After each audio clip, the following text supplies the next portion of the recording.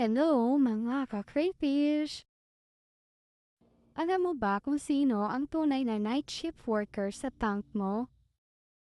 Hindi si aerator, hindi rin si filter, kundi si crayfish. At guess what? Hindi lang sila nag-overtime, naghahanap din ng jowa. Habang tulog ka, sila naman party mode on.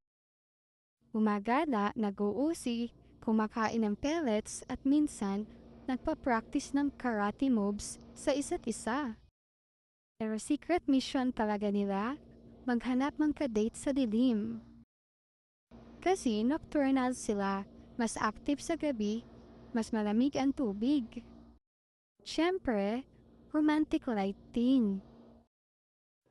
Walang istorbo, kaya perfect time para maghanap ng forever, crayfish style.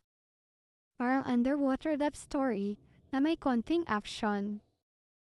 So kung may marinig kang may gumagalaw sa tank mo sa 10 oras ng gabi, relax. Hindi multo yan, mga crayfish lang na either nagdi-date or nag-aaway. Ikaw, nahuli mo na ba na may kadate ang mga alaga mo? Comment down below, like and share kung relate ka sa mga crayfish na puyat para sa love life. Follow for more!